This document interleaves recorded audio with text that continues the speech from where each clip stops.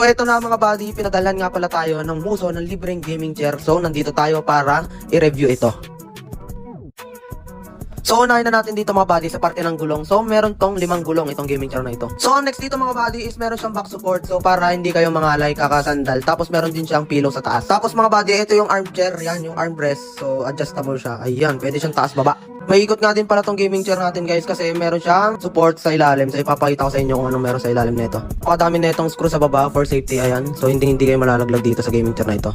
Nandito naman tayo sa part na ayan, pwede nyo siyang i-adjust kung gusto nyo humiga. Ayan, pakita ko sa inyo. Ayan oh, very ano siya, adjustable, ayan. So kung medyo inaanto kayo pagkatapos nyo mag-Valorant o mag-Roblox, ayan, pwedeng humiga, di ba? Overall, ang marinig ko dito sa gaming chair na to is napaka-comfortable nyo gamitin. Tapos hindi nakakangalay sa likod, ayan. Napakatibay nga din pala ng pagka-leather niya. 1 week ko na siyang ginagamit pang Valorant at pang Roblox. So ano pang hinihintay nyo? Go check it out. Ayan, may link akong inilagay dyan.